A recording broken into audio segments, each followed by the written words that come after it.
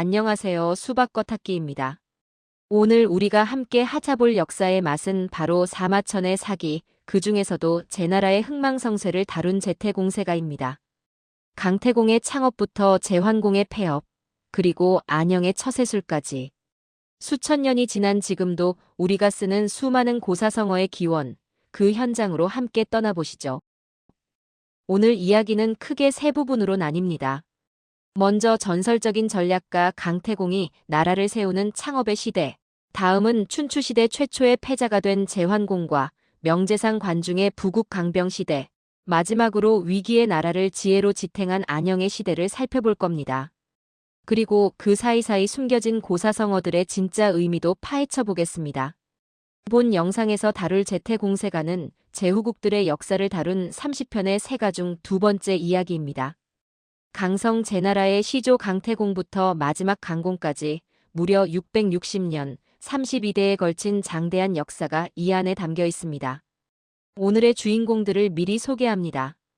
주나라 건국의 1등 공신이자 제나라의 시조인 강태공, 관중을 등용해 천하를 제패한 제환공, 그 폐업을 설계한 천재 전략가 관중, 그리고 3대 군주를 섬기며 위기를 막아낸 처세의 달인 안영까지.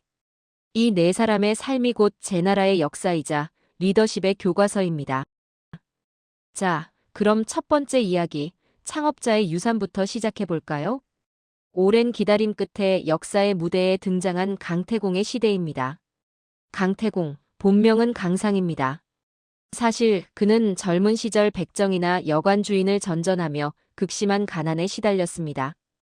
오직 학문에만 몰두하는 남편을 견디다 못한 아내 마씨가 집을 나갈 정도였죠. 하지만 그는 포기하지 않고 위수 반개에서 고든 낚싯바늘을 들이우고 때를 기다렸습니다. 이게 바로 반개수조입니다. 고기를 낚는 게 아니라 자신을 알아줄 군주를 기다린 거죠. 결국 서백창, 훗날의 주문왕을 만나게 되는데 문왕은 그를 보고 우리 선군 태공께서 오랫동안 기다리던 분이다라고 해서 태공망이라 불렀습니다. 문왕에게 발탁된 강태공은 사상보, 즉 스승이자 아버지 같은 존재로 대우받으며 주나라의 군사가 됩니다. 그의 머리에서 주나라 혁명의 모든 전략이 나왔다고 해도 과언이 아닙니다. 특히 상나라 정벌 직전 폭풍우가 몰아치고 점괘가 불길하게 나와 모두가 벌벌 떨 때 강태공만이 이렇게 외쳤습니다. 마른 뼈와 시든 풀이 어찌 기륭을 알겠는가. 이 놀라운 결단력 덕분에 목야의 전투에서 대승을 거두고 주 왕조가 천하를 차지하게 됩니다. 그 공로로 강태공은 영구, 지금의 산둥성 지역의 제후로 봉해져 제나라를 세웁니다. 그는 꽉 막힌 사람이 아니었습니다. 아주 실용적이었죠. 복잡한 주나라 예법을 현지 풍속에 맞춰 간소화하고 척박한 땅 대신 바다를 공략했습니다. 어업과 소금 산업을 육성하는 어염지리 정책으로 제나라는 단숨에 엄청난 부를 쌓게 됩니다. 이게 훗날 제나라가 강대국이 되는 미천이 되죠. 여기서 아주 유명한 고사성어가 탄생합니다. 바로 복수불반분입니다. 강태공이 제후가 되어 금이 환영하자 도망갔던 전처 마씨가 찾아와 다시 받아달라고 합니다. 강태공은 물 한 동이를 떠오게 하더니 마당에 쏟아버리고는 다시 담아보라고 하죠. 당연히 안 되겠죠? 그때 차갑게 말합니다. 한번 엎질러진 물은 다시 담을 수 없듯 한번 떠난 인연은 되돌릴 수 없소. 냉정해 보이지만 한편으론 가정을 돌보지 않았던 자신의 과거와 성공 후에 찾아온 전처를 내치는 인간적인 고뇌가 얽힌 아주 복합적인 장면입니다. 또 하나 리더십의 정수를 보여주는 일화가 있습니다. 신한득이 이실. 강태공이 부임지로 갈 때 좀 여유를 부렸나 봅니다. 그때 여관 주인이 기회는 얻기 어렵고 잃기는 쉽습니다. 이렇게 편하게 주무실 때가 아닙니다라고 충고하죠. 천하의 강태공이 평범한 여관 주인의 말을 듣고 즉시 밤새 달려가 막 일어나려던 반란을 제압합니다. 기회를 놓치지 않는 결단력, 그리고 누구의 말이라도 귀담아 듣는 겸손함. 이게 바로 강태공의 진짜 힘이었습니다. 이제 시계 바늘을 돌려 제나라의 전성기, 제2부, 패자의 영광으로 넘어갑니다. 제환공과 관중, 이 운명적인 콤비의 이야기입니다.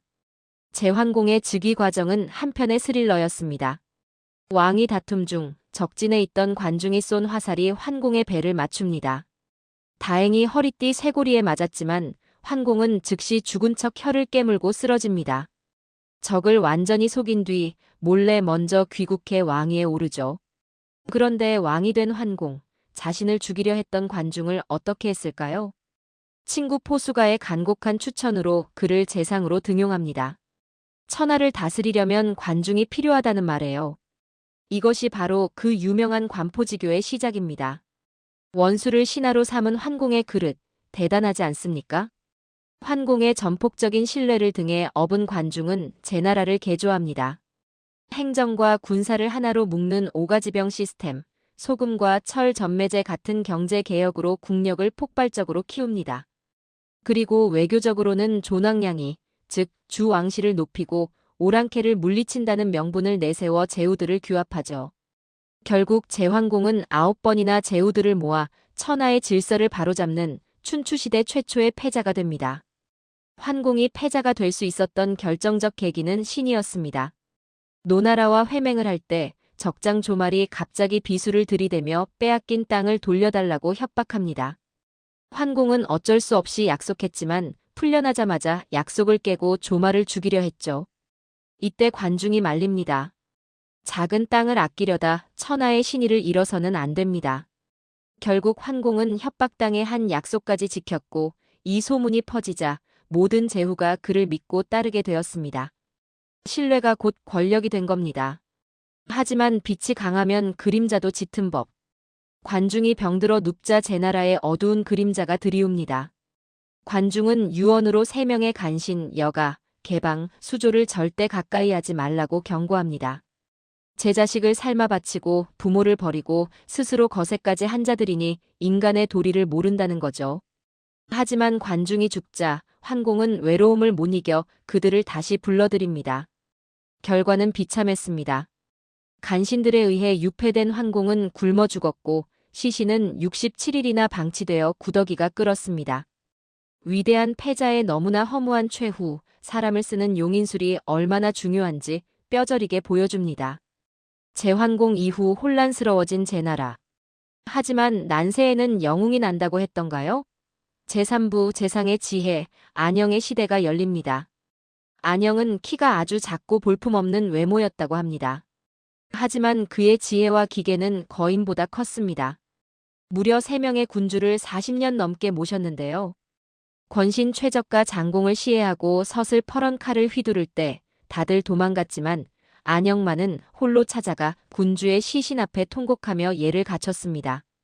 그 당당한 도덕적 권위 앞에 반란 군조차 그를 건드리지 못했죠. 안영이 모신 경공은 사치와 향락을 좀 좋아했습니다. 안영은 군주에게 틀렸습니다. 라고 직설적으로 말하기보단 유머와 비유를 섞어 스스로 깨닫게 했습니다. 한 번은 흉년의 궁궐개들은 잘 먹고 백성은 굴자, 개는 배부른데 백성은 굶주린다며 자기 재산을 털어 빈민을 구합니다. 군주가 부끄러워서라도 창고를 열게 만드는 아주 고단수의 소프트 파워를 구사한 거죠. 안영의 말빨, 아니 외교술이 빛난 일화가 바로 남귤북지입니다. 초나라 왕이 안영의 작은 키를 비웃으려고 제나라 출신 도둑을 잡아다 놓고 제나라 놈들은 원래 도둑질을 잘하냐고 모욕을 줍니다. 그러자 안영이 태연하게 말하죠. 귤이 회수 남쪽에서 자라면 귤이지만 북쪽으로 옮겨 심으면 탱자가 됩니다. 제나라에서 착했던 사람이 초나라 와서 도둑이 된 걸 보니 초나라 풍토가 문제인가 봅니다. 환경이 사람을 만든다는 이 통쾌한 반격, 정말 대단하지 않나요? 양두구육이라는 말도 안영에게서 나왔습니다.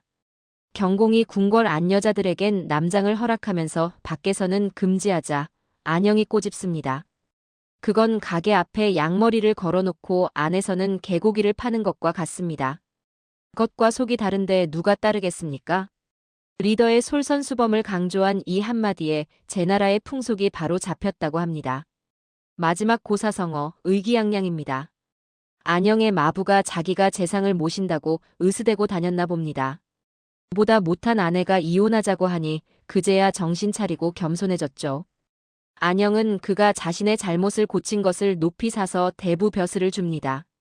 지위가 아니라 인격의 성숙함을 알아본 안영의 해안이 돋보이는 대목입니다. 지금까지 재태공세가를 통해 제나라의 역사를 훑어봤습니다. 문왕과 환공을 통해 배운 인재를 알아보는 눈, 용인술. 강태공의 개혁과 환공의 말년이 보여주는 초심의 중요성. 그리고 관중의 시스템과 안영의 유연함이 조화를 이뤄야 한다는 것. 이것이 바로 사마천이 우리에게 전하고 싶었던 불멸의 교훈이 아닐까요? 오늘 배운 고사성어들 다시 한번 새겨볼까요? 엎질러진 물은 다시 담을 수 없다는 복수불반분. 기회는 잡기 어렵고 잃기 쉽다는 신한득이실. 위대한 우정과 신뢰 관포지교. 환경의 중요성 남귤북지. 겉과 속이 다른 위선 양두구유까지. 이 이야기들이 단순히 옛날 일이 아니라 지금 우리의 삶을 비추는 거울처럼 느껴집니다. 제나라의 660년 역사 어떠셨나요? 수박 겉핥기처럼 가볍게 시작했지만 그 속의 맛은 결코 가볍지 않았습니다. 오늘 이야기가 여러분의 삶의 작은 지혜가 되었길 바랍니다. 지금까지 수박 겉핥기였습니다. 감사합니다.